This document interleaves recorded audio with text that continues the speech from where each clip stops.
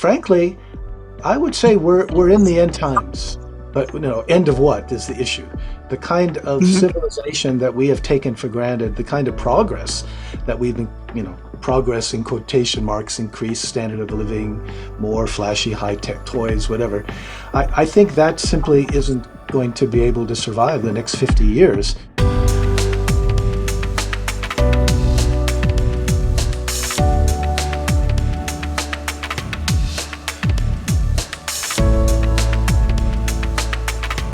Many people have said that this is the most important time to be alive, the last and precious opportunity to salvage the ecosystems of the world. While civilization has brought comforts undreamed of in human history to a wealthy minority, it has wreaked havoc on life itself, polluting, extracting, heating the atmosphere and the oceans to the point of mass extinction. Greed, ill will, and delusion of separation reign. As we approach and pass critical tipping points, can a spiritual practice awaken the compassion needed to nourish our interconnectedness with each other and with nature, and to vitalize a collective capacity to join in the necessary work of our time? How can we find equilibrium in a world so wildly out of balance? I'm delighted today to welcome David Loy, a founding member of the Rocky Mountain EcoDharma Institute in Boulder, Colorado. He is a professor, Zen teacher, and author of a multitude of essays and books, including EcoDharma, Buddhist Teachings for the Ecological Crisis. Welcome, David. Thank you, Dale. I really appreciate this invitation and look forward to the conversation. Okay, why don't we start with the wonderful technological solution that people are proposing? Is that really going to solve our problem if we change to a different form of energy and continue our extractive, destructive civilization? Or is that just another version of the problem? Yeah, that whole attitude. Yeah, actually, this connects with the fact that I don't really like to talk about climate change or the climate emergency as such, because what that encourages people to do is to think that if we can just change our sources of energy to renewable, then we can just continue with what we've been doing. And I think the important point, which you're also sort of hinting at, is that the climate crisis is really just one manifestation, one aspect of a much larger crisis, which is the relationship between humanity and the rest of the natural world. So somehow thinking that we can just tweak a little bit here and there and then go on the way that we have, I think is the recipe for disaster. As we know, there are just so many other ecological issues. Think about the sixth great extinction event, so many species going extinct so much more quickly.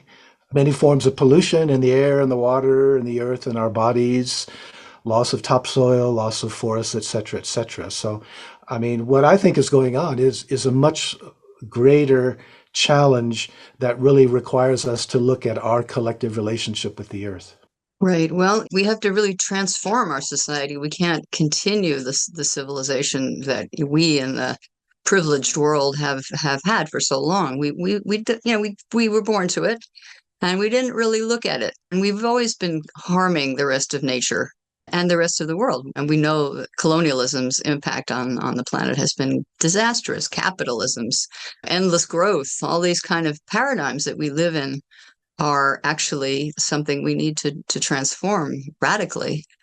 And I wonder, many people have spiritual practice and many people don't, but people need some way of maintaining their sanity in this world so wildly, wildly out of balance. Can Buddhism help? Isn't it interesting? It's like none of us have ever lived through anything like COVID before. And Mm. I really get the sense that the trauma from that still exists. It's like to some degree, most, if not almost all of us are traumatized. And so that has to be added to the basic challenge, right? The fact that, as you're implying, it's not just an ecological issue, it has to do with what you might call late capitalism, various issues of diversity coming forth. But if I had to pick out the one thing that strikes me most, it would be, again, I'm thinking about something like Buddhism in relationship to the ecological crisis. Okay, Buddhism developed maybe 2,400 years ago in a very different time Mhm. and place, right? The Buddha didn't have anything to say. None of the Asian Buddhist traditions has anything to say about a climate emergency. But nonetheless, there are what seem to me really profound parallels between what Buddhism has always had to say about our individual predicament and our collective predicament. Because in both cases, it's about sense of separation, right? Buddhism Yeah. is all about what's called dukkha, suffering, dissatisfaction, and understanding why we are that way and how we can resolve it. And Buddhism individually has always focused on our own personal transformation and Mhm. very much realizing that the sense of separation that we all tend to take for granted is really, in modern terms, a psychological and social construct. You can also call it a delusion insofar as when we follow up on that sense of separation, we become preoccupied with, my own well-being, which is separate from your well-being, and what do I need or think I need. Mhm. And so that's what Buddhism has traditionally addressed. And I think what we need, what we're seeing now is just a larger version of the same thing, that it's really a collective species sense of separation from the rest of the biosphere. And because that is itself a delusion, there's all kinds of problems that have gone along with that. In particular, we've tended to use the rest of the natural world as a means to whatever ends we're inclined to pursue. And there's a heavy karma that goes along with it that we're experiencing now, which is, I think, the ecological crisis. We live in a mechanized world. We live in a built environment. Even meditation happens in a built environment, where once people Usually. might have gone to a cave or to a mountain or the Buddha under a tree, and the earth is my witness, is no longer what's really happening. Now it's, can I achieve some serenity? Can I go to a retreat and feel good? This is really sort of counterproductive to what we really need as people out in the streets, people taking action, people realizing, my God, we're, as Greta says, the house is on fire, which we have seen this past summer. It's coming and it's on us. And to be Yeah. serene in this time is probably to be a little bit insane. You know? If you're not somewhat traumatized or at least distressed, you're probably not paying attention, right? I've developed this phrase called the comfortably deluded, Mhm. into which category I would probably put most of the people I know. Like, oh, I'm going to Vancouver for the weekend or something. I like, Right. really, it's just shocking. Or I took a cruise or something like that. All these kind of distractions. Instead of working on the common need, we're watching TV, keeping ourselves distracted. We're all doing it, buying things to make ourselves happy, which brings us to another point. Mm. We are trying to fill this lack of real spiritual life, of real love and connection with one another with stuff. That I think is one of the really interesting implications of Buddhism that uh, if the sense of self, as Buddhism says, is a psychological social construct, it doesn't have any separate reality. And I think the way that we tend to experience that in daily life is as a sense of sort of ungroundedness or insecurity, and it tends to come out as a sense of lack, which you were referring to. This sense that something is wrong with me, something is missing. I'm not good enough, and I think most of us tend to have some of that to some degree, and Yeah, we I all think have an ego process, yeah, exactly. Yeah, whether we undeniably. so the problem with that kind of ego is when we think that there's something out here that if only I got enough money or famous enough or if I consumed enough, then that would make me happy. I think that's where the individual issue also connects with the larger social one because we have an economic system that encourages us to think that the way to become happy is to consume stuff. In fact, I would Mhm. go so far as to say I think consumerism is really the most prevalent religion on the planet. If religion means teaching us what's really important and how to live on the earth, I think that even for people who go to church on Sunday, etc., nonetheless, what's going on during the rest of the week. And I think our whole social structure encourages us to try to find happiness with consumerism. And in a way, that's definitely one of the roots of the problem. Yeah, for sure. Well, religion has kind of, I grew up Catholic, and the idea is there's a heaven And whatever you do here, you're really just working to get to heaven and not to go to hell. That's, Right. that's the whole deal. And you're like a little kid and you're terrified. What if I commit a sin at the end of my life? I mean, all this kind of terror is created by I was also religion. raised Catholic. Sorry, I didn't mean to interrupt there. Yeah. Well, it's just the duality of the physical world and some kind of a spiritual world that exists separate from it and in Right. some other location, heaven, Yeah. It is not the integration of spirit and matter. It's all connected. It's now. It's not tomorrow, not when I die, but my experience of enlightenment would be during this lifetime to be meaningful. And it would include other people and caring for them. For sure. Yeah. I think the mainstream religions, the way that they've talked about some other heavenly realm that we can qualify for, and in some types of Mhm. Buddhism as well, by the way, that inevitably has kind of distracted us away from what needs to be done here and encouraged us to teach this world, to treat this world as simply a means to that higher end, that it doesn't have ultimate value. It's kind of like a training ground, like you said, where we can qualify for wherever we hope to go after we die. And I think that's a really serious part of the problem, and it really points to the role of our religious traditions in aggravating the problem. Yeah. So we kind of need a religious practice that draws us into the vitality of action. And instead of trying to get away from the problem, we need to really look right at it and to transform our society, um, which is very hard because we all live in cities, and cities are sort of swallow the resources from everywhere around. And it's an untenable situation in going forward, and yet people are very much unaware of this and stuck in that trap. And I don't really see a way for the majority of humanity to get through this crisis without a great deal of destruction and suffering. I just don't think we have the capability to transform in the radical way that we would need to transform with this number of people. You know, a couple of years ago, Noam Chomsky made a point in an interview that this is the most dangerous time in human history.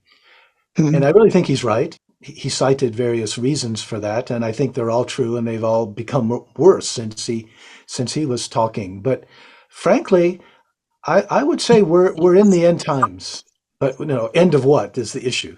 The kind of Mhm. civilization that we have taken for granted, the kind of progress that we've been, progress in quotation marks, increased standard of living, more flashy high-tech toys, whatever. I think that simply isn't going to be able to survive the next 50 years.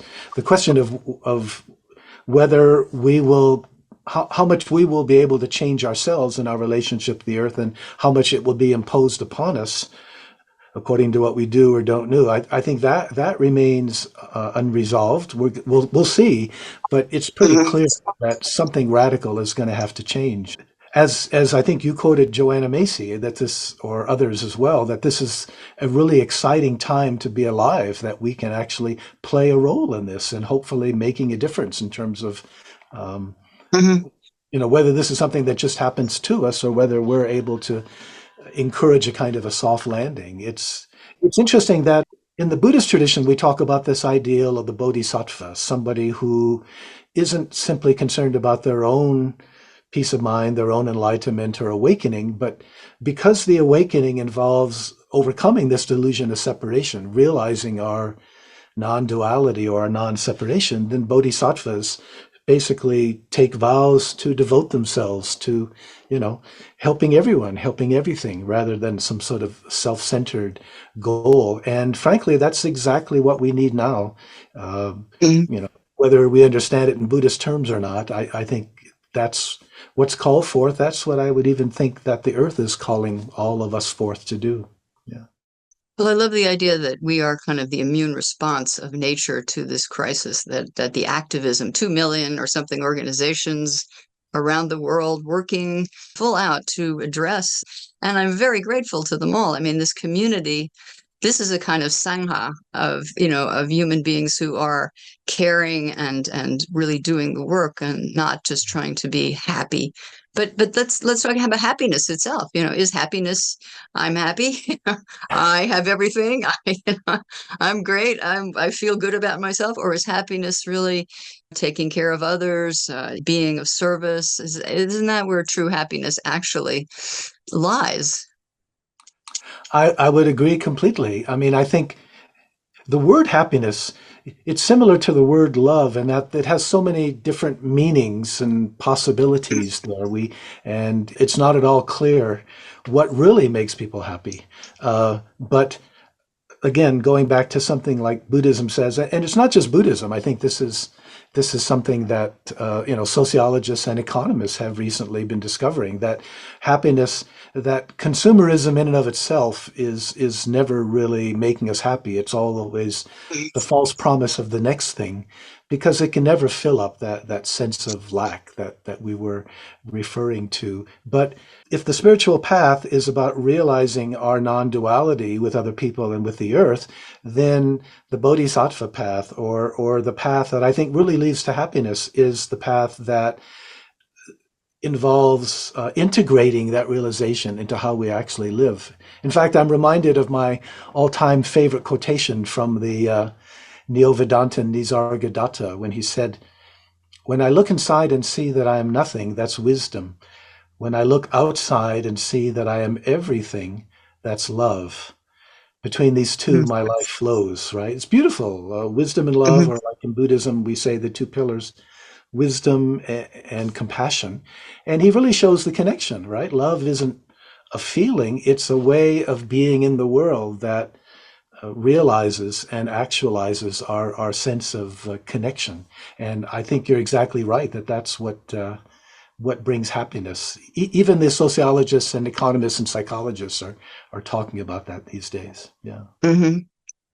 Well, another thought is impermanence. We've created all this stuff to be durable Yeah. and to last forever and to defeat the processes of the earth of decay and mold and so forth. And this has been this human craving forever. Can we achieve permanence in an impermanent world? We live at best on a very volatile planet. It has earthquakes. We could be hit by an asteroid. There is really no permanence, as I think Buddhism is very clear on.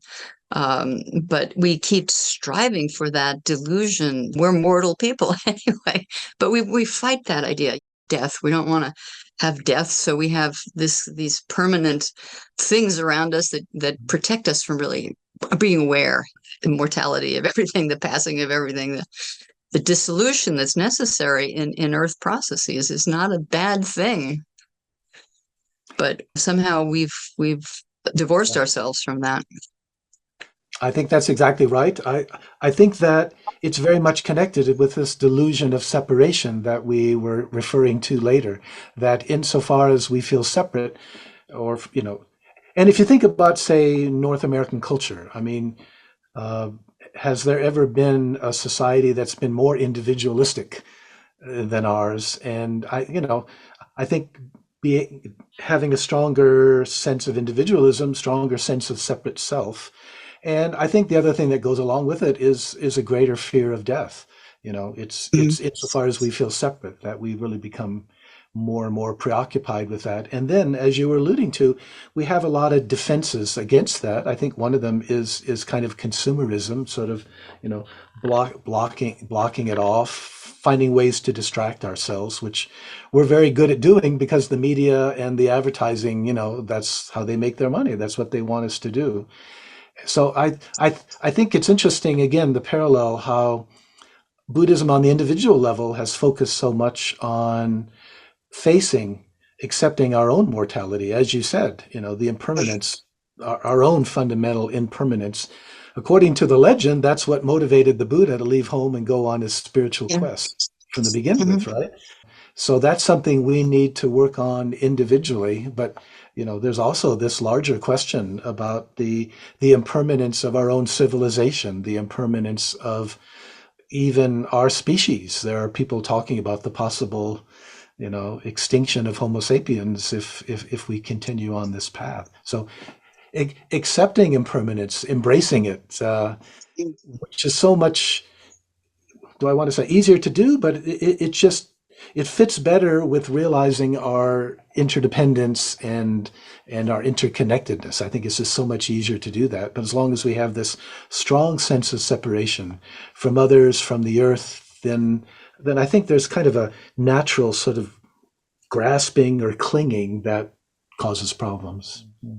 Well, I think all of us in the environmental movement have gone through a period of grief and sorrow and horror, a really difficult time where you just couldn't think about anything else because you were aware of what's going to happen, of what's coming down, surrounded by others who aren't in that awareness. So there's a big sense of aloneness that comes at first when you realize just how serious the crisis is. And then gradually, for me anyway, as you work into it and meet other people and realize that, wow, I'm part of this huge community of people who are so beautiful and whose ideas are so, clear and who've achieved a kind of equilibrium. Because we have each other, we have a more of a sense of, I don't know, it's all right, or we accept it, or there's a kind of peace that starts to come after a while that just descends on you, and you say, well, okay, reality is reality, and it always has been. The universe is a very interesting place where there's all kinds of change, and it's okay. Even the horrors, there's this horrible war in Israel now, there's this horrible war in Ukraine, and you think, oh my God, my species is so insane. All this money going to the military when we desperately need to restore the earth, we're busy blowing each other up. You just think, oh, I don't know. You just got to almost shrug your shoulders and go, okay, well, yeah. Or have a sense of humor, of sort of gallows humor that I think we've talked about a lot, that we kind of develop with one another. Okay, so Al-Jabbar is ahead of the cop this year. I mean, the ironies of it are so striking that there's got to be some kind of lightheartedness that follows the depth of sorrow that we've all experienced.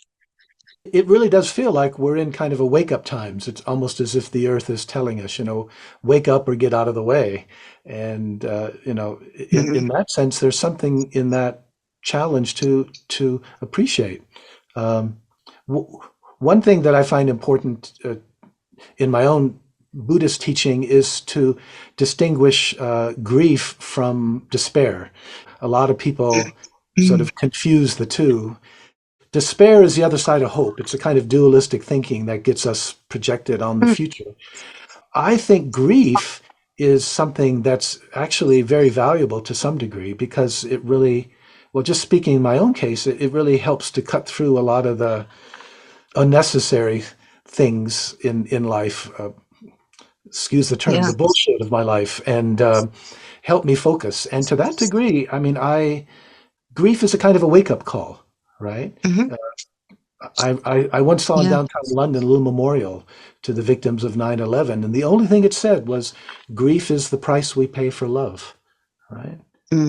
So we grieve that which we love, and if we repress our grief, then we're also repressing our love, I think. So it's very important, I think, at least for me, to sort of keep a little bit of that grief, not to the extent of it kind of overwhelms and I can't enjoy life, etc., but nonetheless, there's a kind of a wake-up built into that. Let's not lose focus. The other thing that I really picked up, which I think is so important about, when we find community and when we start actually doing things, what a difference that can make. Like, one of the most important things that I think Buddhism has to offer is the emphasis from the very beginning on non-attachment to results. Buddhism isn't the only place that talks about it. The Bhagavad Gita talks about karma yoga, same sort of thing. But the idea is that, and it connects with the kind of a not knowing, that we can't really know, what the consequences of what we do will be. And so the way it plays out is that, as bodhisattvas might put it, we're called upon to do the very best we can, not knowing if anything we do is going to make any difference whatsoever. That maybe it's true that we're sort of past turning points and certain horrible things are going to happen. We don't know it. We don't know, and it's okay that we don't know. It's like, I think it's important at this point to think upon our activism as kind of, well, when it's eco-activism, our gift to the earth, right? It's Mm, not, and it's like if you think about a gift, if you give a gift for something in return, it's not really a gift, right? So I think our activism, we do what we can. We don't know what's going to happen, and that's okay. It's because it's our gift not only to each other but to the earth. And Buddhism, I think, encourages that. And not only Buddhism, but that's my language for spirituality generally, right? So Buddhism mhm, encourages that because the other side of it is the equanimity that you referred to. That there's these mhm, two sides, that meditation encourages, helps us develop a certain kind of serenity and peace of mind that we can keep with us even as we become engaged. And even if we somehow find it hard to be not attached or become upset in some way, we have these practices, these meditation practices that can help us sort of realign ourselves or balance ourselves again. So that's why I think mhm, it's so important at this point that the spiritual activism have continue to work on our own peace of mind, our own development, in Buddhist terms, our own awakening, but at the same time realizing that's not enough, really getting out there and out of that equanimity but also that feeling of that little flame of grief motivating us to go out mhm. and do the very best we can. I think as grief also, for me, when I've been in deep grief, and I have several times in my life, the beauty of the world just becomes so evident for some reason. Someone, when my brother died, I just was like, God, things are so beautiful. I mean, it Yeah, was just the world just became translucent to me for a while. It was a strange experience that it deepens you. It makes you much stronger person when you come through it. That wow, this is what we have. This is what there is. This is life, and it's just amazingly beautiful. The same is true for, the planet that we are losing every minute. You see the beauty of the world around you, and you can feel just so heart-wrenched by it. The birds, they're going, this is going, and we've wiped out three-quarters of the wildlife. isn't You that can look amazing? back to the sages or the poets of the past and how they had this wonderful time. And you can say, damn it, I live in this time. It's not like that anymore. You know? It's interesting how they can be two sides to that. I mean, I'm thinking of one of my favorite books, Lord of the Rings, where, I think Sam says to Gandalf, I wish it hadn't happened in my time. And Gandalf says, so do I, so does everyone who lives in such times. But that's not the choice given to us, to use the time. So we can begrudge it. But also, I think about Joanna Macy, there's this reference. It's in a way, because it's the most dangerous time, it's also the most wonderful time in a way. It really can just cut through our usual preoccupations that we get so much caught up in and really require us to focus on these huge questions. What is really important about being alive today? What do I really want to do during my time on this earth? Yeah. Absolutely. Indeed. Well, thank you so much for being on Facing Future today. That is a perfect conclusion. And I really appreciate your insights. There's lots to do, and I'm grateful to you for this project that you're doing. May our One paths of cross many. again sometime in this great activity. Okay. Thank you.